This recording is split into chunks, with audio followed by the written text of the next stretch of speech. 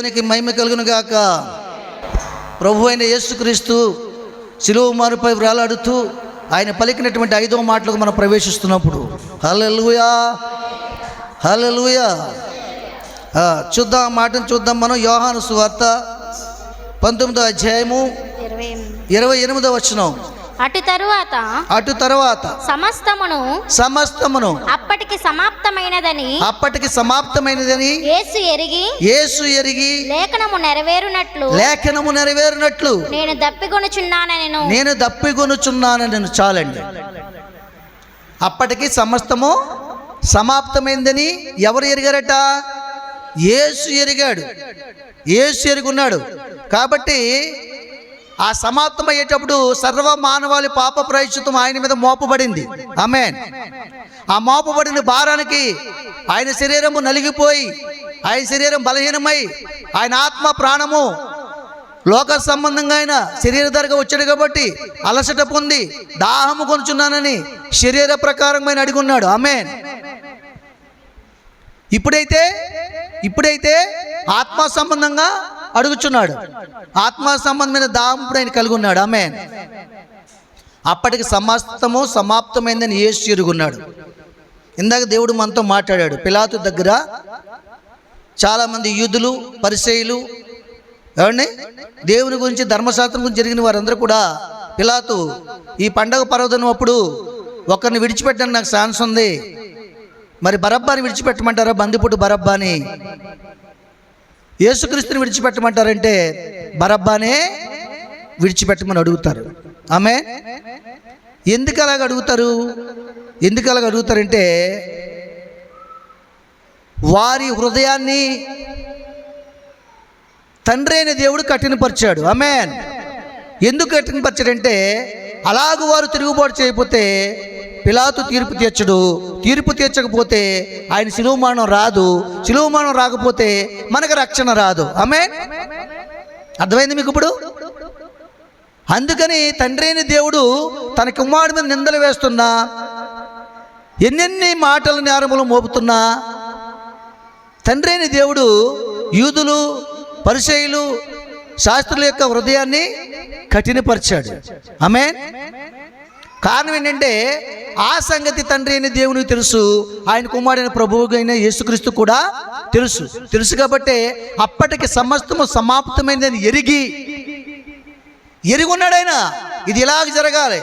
తండ్రి అయిన దేవుడు ఇందు నిమిత్తం ఈ లోకానికి పంపించాడు.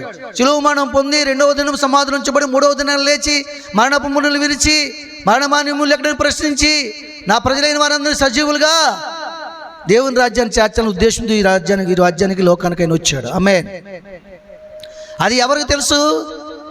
ప్రభు అయిన క్రీస్తుకు తెలుసు. పిలాతుకు తెలియదు, యూదులకు తెలియదు, శాస్త్రులకు తెలియదు, పరిసయ్యులకు తెలియదు.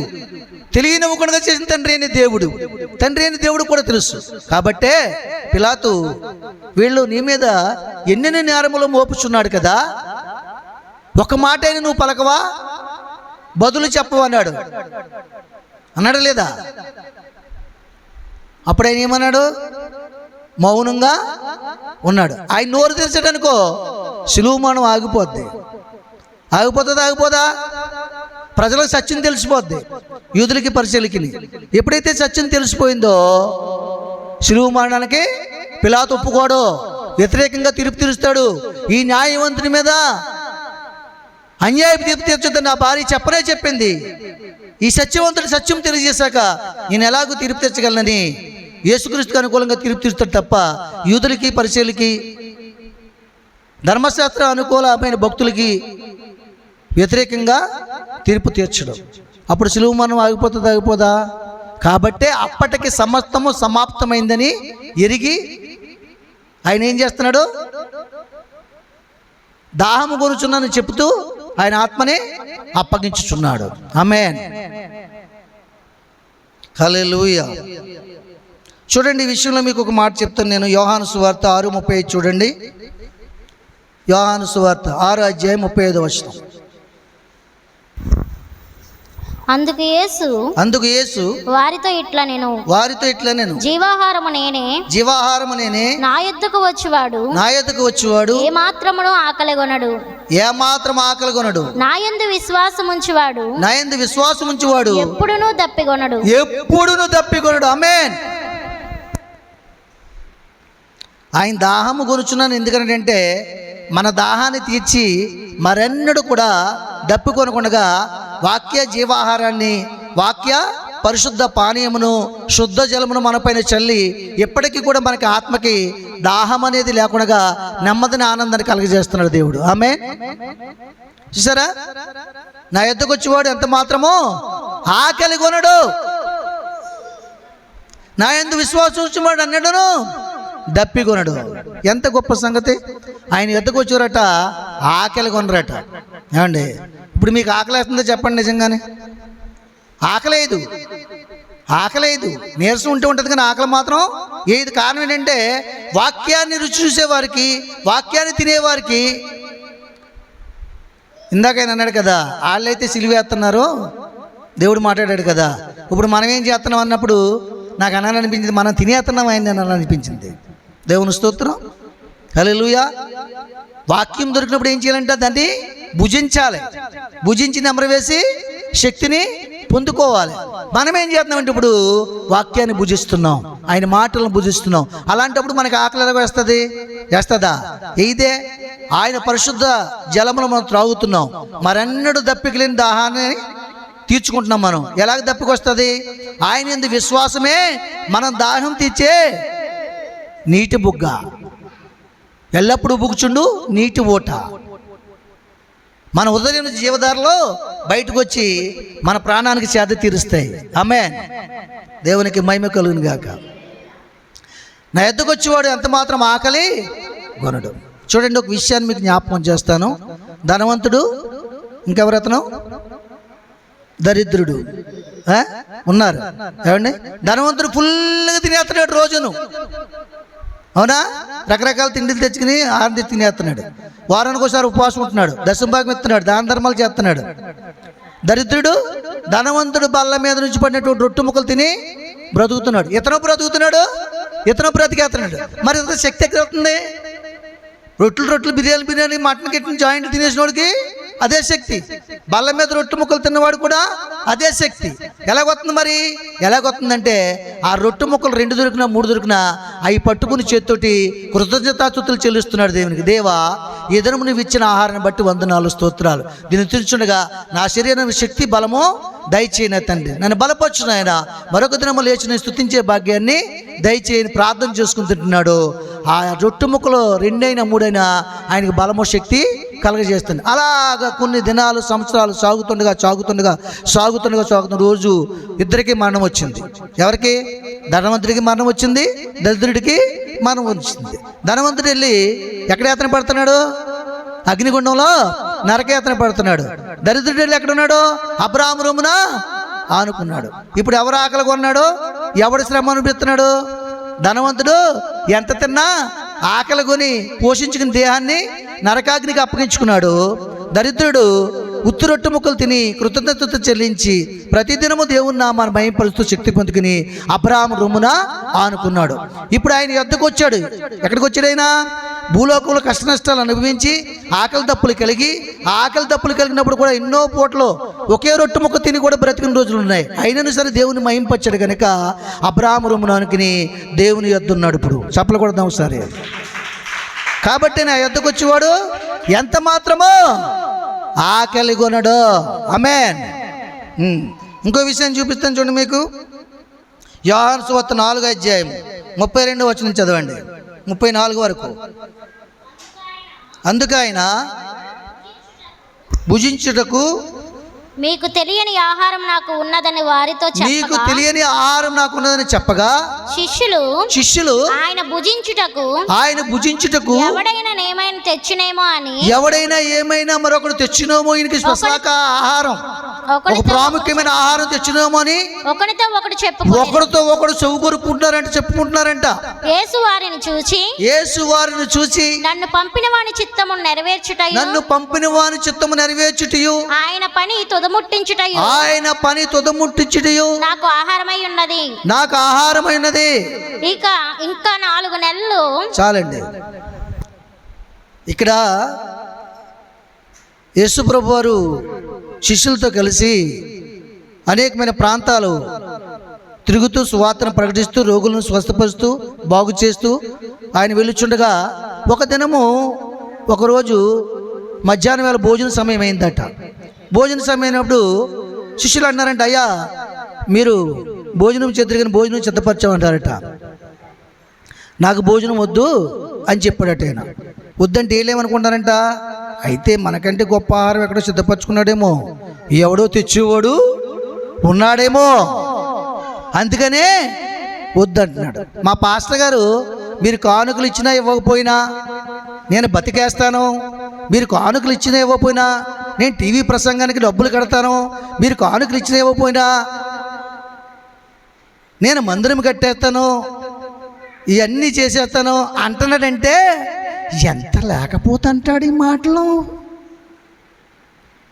మీరు కాదు, కొంతమంది విశ్వాసులు ఒక్కరికొకరు చెవులు కొరికేసుకుంటారట.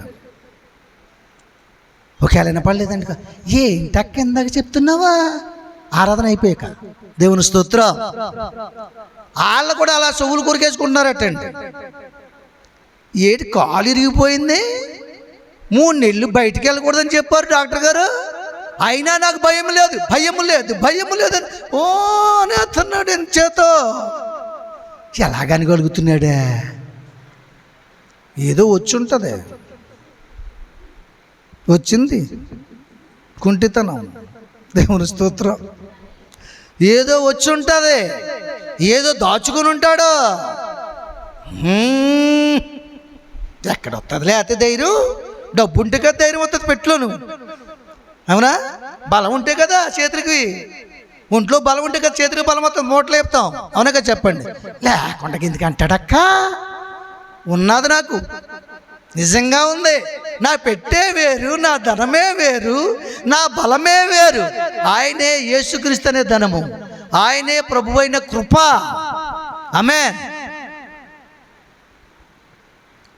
అంతే, నీ ఉంటే నాకు చాలు యేసయ్యా, నీ వెంటే నేను ఉంటానేసయ్యా, నీ ఉంటే నాకు చాలు యేసయ్యా, నీ వెంటే నేను ఉంటానేసయ్యా, నీ తోడు చాలయ్యా, నీ నీడ చాలయ్యా, నీ చాపు చాలయ్యా, నీ నీడ చాలయ్యా, నీ తోడు చాలయ్యా, నీ నీడ చాలయ్యా, నీ చూపు చాలయ్యా, నీ తోడు చాలయ్యా, నీ ఉంటే నాకు చాలు యేసయ్యా, నీ వెంటే నేను ఉంటానేసయ్యా, నీ వెంటే నేను ఉంటానేసయ్యా. హల్లెలూయా.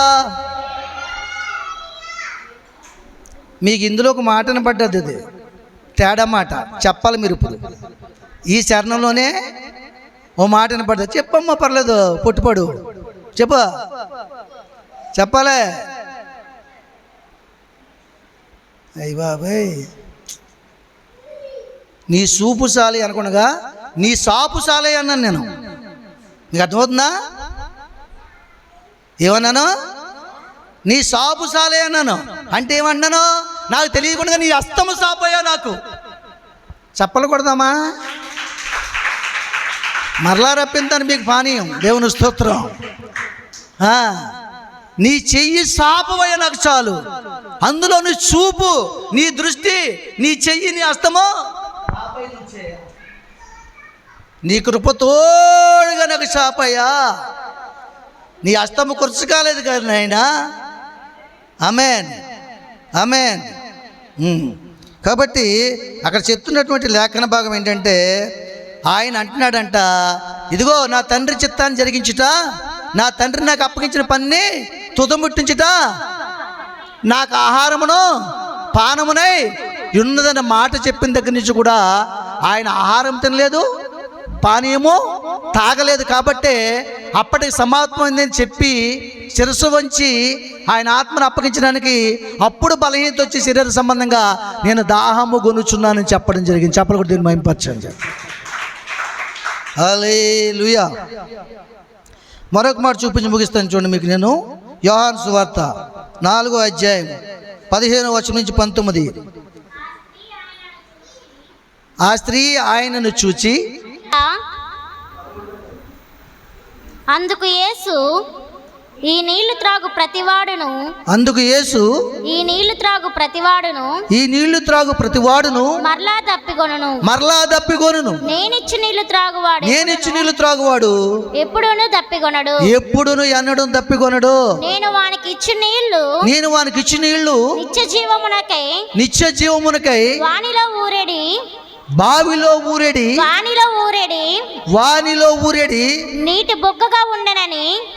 నీటి బుగ్గగా ఉండునని ఆమెతో చెప్పెను.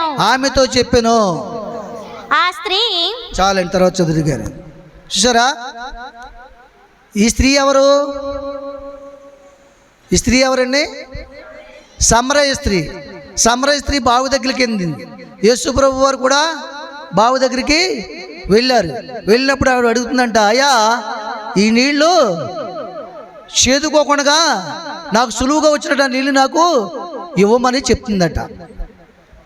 అప్పుడు ఆయన చెప్తున్నాడు, నేను ఇచ్చిన నీళ్ళు నువ్వు అడిగే నీళ్ళు అటువి కావు. నేను ఇచ్చిన నీళ్ళు ఎవరికి వావి ఇస్తున్నానో అవి జీవజలపు ఓటగా ఉండును, అవి వాని హృదయంలోంచి పారును, అవి నిత్యరాజ్యానికి నడిపించును. మరెన్నడూ కూడా అతను దాహము దప్పికొనడు. ఆమేన్, హల్లెలూయా. ఇప్పుడు చూడండి, ఇప్పుడు దేవుడు మనకిస్తున్న ఈ జీవవాక్కులు నిజముగా మనకు పరలోక రాజ్యాన్ని చేర్చవా? తప్పగా చేరుస్తాయి. చెప్పాలి మీరు, తప్పగా చేరుస్తాయి. కాబట్టి ఈ లోక సంబంధమైన నీళ్ళ కోసం ఆమె అడుగుతుంటే ఆత్మ సంబంధమైన నీరు కోసం ప్రభువు చెప్తున్నాడు. లోకస్తులు లోక సంబంధమైన వెతుకుతారు, మనమైతే భూ సంబంధమైన వాటిని వెతక, ఎల్లప్పుడూ పైనున్న వాటినే వెతకాలి, ఆత్మ సంబంధమైన వాటిని వెతకాలి. అప్పుడు ఈ లోక సంబంధమైన దాహం మనకు ఉండదు. అప్పుడు మన హృదయం జీవజాల బలిదేతాయి, దేవుని సాక్షులుగా ఉంటాం, సువార్త ప్రకటిస్తాం, కొత్త పాటలు పాడుతాం, అనేకమైన మర్మములతో ప్రార్థన చేస్తాం. ప్రార్థన చేయనప్పుడల్లా అనేక మందిని క్షమిస్తూ ఉంటాం. ఆమేన్. ఆ తర్వాత వచ్చిన చదువు. ఆ స్త్రీ ఆయనను చూచి, అయ్యా నేను దప్పికొనకుండానట్లును చేదుకోవడానికి ఇంత దూరం రాకుండానట్లును ఆ నీళ్లు నాకు దయచేయమని అడుగగా, యేసు నీవు వెళ్ళి నీ పెనిమిటి పిలుచుకుని ఇక్కడికి రమ్మని ఆమెతో చెప్పాను. ఆ స్త్రీ నాకు పెనిమిటి లేడనగా యేసు ఆమెతో నాకు పెనిమిటి లేడని నీవు చెప్పిన మాట నిజమే, నీకు 5 పెనిమిట్లు ఉన్నారు, ఇప్పుడు ఉన్నవాడు నీ పెనిమిటి కాదు, సత్యమే చెప్పితివనెను. ఆమేన్. చూసారా, ఆవిడ ఏమంటుందంటే రెండోసారి మళ్ళీని, అయ్యా ఈ నీళ్లు చేదుకోటానికి ఇంత దూరం రాకుండానట్లును ఈ బావిలోంచి కష్టపడి వీటిని చేదుకోకున్నట్లు ఈ నీళ్లు నాకు ఇమ్మని అడిగిందట. ఇస్తాను నీకు ఆ నీళ్ళు ఇస్తాను, కానీ నీ పెనిమిటి ఎవరో చెప్పమన్నట. నాకు పెనిమిటి లేడని చెప్పిందంట. ఎవరు లేరని చెప్పింది? నాకు పెనిమిటి లేడని చెప్పిందంట. పెనిమిటి లేడని చెప్తే, నీకు పెనిమిటి లేడని చెప్తున్నావు, నీకు 5 పెనిమిట్లు ఉన్నారు, ఇప్పుడున్న 6వ పెనిమిటి కూడా నీవాడు కాదు, ఆమె అని యేసు ప్రభు బదులిచ్చినట. అంటే అక్కడ మీ వ్యభిచార చెప్పండి, మీరు వ్యభిచార కాదు. చప్పలు కొట్టండి ఒకసారి, దేవుడు బయలుపరుస్తాడు మీకు. బిగ్గరగా కొట్టండి. అంటే ఆమె ఏం చేస్తుందంటే దేవుడు అంటే ఏంటో తెలియదు కనుక సోమవారం, మంగళవారం, బుధవారం, లక్షవారం, శుక్రవారం, శనివారం 6 దినాలు కూడా లోకము కొరకే ఎదురు చూస్తుంది. లోకములో ఉన్న ఈవుల కొరకే ఎదురు చూస్తుంది. లోక పాపాన్ని, శరీర పాపాన్ని అనుసరించి జీవిస్తుంది. మీకు అర్థమవుతుందండి? ఒకరోజు ఒక యవ్వన కుమారుని చూసి అబ్బా ఎంత అందంగా ఉన్నాడో అనుకున్నది. ఆ మరుక్షణం ఆమెకి అతని హృదయంలో భర్తగా అంగీకరించిందా లేదా చెప్పాలి మీరు. అంగీకరించినట్టే లెక్క. ఒకడు మోహపు చూపు చూచి వాను హృదయంలో ఆమెను ఇష్టపడిన ఎలా అప్పుడే ఆ క్షణమందే అతడు ఆమెతో, ఆమె అతడితో వ్యభిచారము జరిగించిందా లేదా? అలాగా 6 దినాలు కూడా యవ్వన కాలం ఉంది కాబట్టి 6 దినాలు లోక సంబంధమైన ఈవుల్ని, వస్తువుల్ని, చీరల్ని, నగల్ని ఆశపడేదట. అలాగే యవ్వన బిడ్డలను కూడా, యవ్వన కుమారులు కూడా ఆశపడేదట.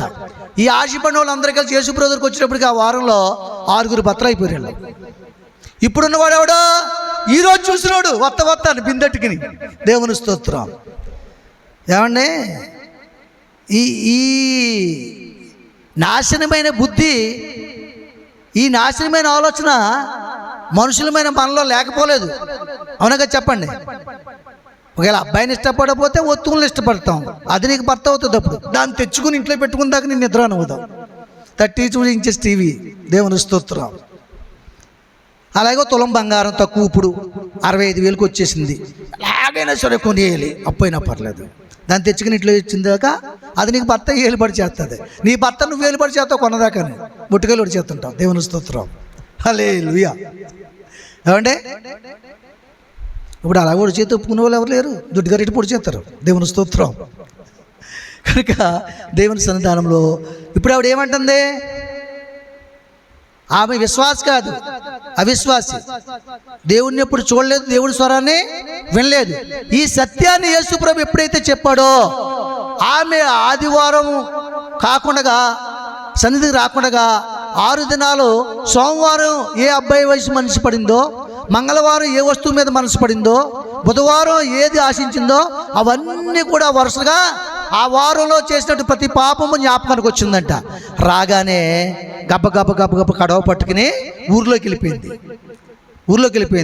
ఏ ఊర్లోకి? సమరయ్య అనే ఊర్లోకి వెళ్ళిపోయిందండి. ఊర్లోకి వెళ్ళిపోయి చెప్తుందంట, ఒరే పెదనాన్న, చిన్నాన్న, తమ్ముడు, అన్న, బావ, బామ్మద్ది అందరు రండ్రు, నేను గొప్ప సంగతిని తెలుసుకున్నాను అంటుందంట. ఓరు బాబు, ఒంటరికి వెళ్ళింది ఆడపిల్ల, బావి దగ్గరికి దూరం వెళ్ళింది. ఏం జరిగిందో ఏంటో, అక్కడ ఎవరేం చేశారో, యవ్వన పిల్ల అరుతుందిరా బాబు అని చెప్పేసి ఊర్లో ఉన్న వాళ్ళందరూ పెద్దలు చిన్నలు పోగుపడిపోరాట. యేసుప్రభు ఈయన వెనకాల లేడంట. దేవుని స్తోత్రం. యేసుప్రభు వీడు వెనకాల. ఈయన ఎవరో తెలుసా? నజరేయుడైన యేసు, నాలో ఉన్న పాపాన్ని తెలియజేసిన పరిశుద్ధుడు, జీవాధిపతి. నాలో ఉన్న సమస్త పాపాన్ని సమస్తం చేసిన గొప్ప దేవుడు. ఈయన మాటలు వినండిరా, మీ బ్రతుకు మారుతుంది. ఈయన మాటలు వినండిరా, మీ ఉద్దేశాలు మారుతాయి.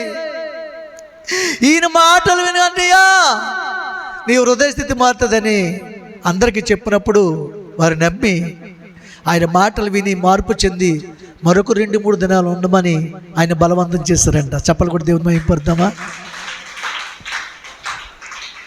యేసుక్రీస్తు ఇచ్చే జైవజలం అలాంటిది. ఎవరో చేయలేని కార్యం నీకు చేస్తుంది. ఎవరో సేద తెచ్చలేని నీ ఆత్మకి సేద తీరుస్తుంది.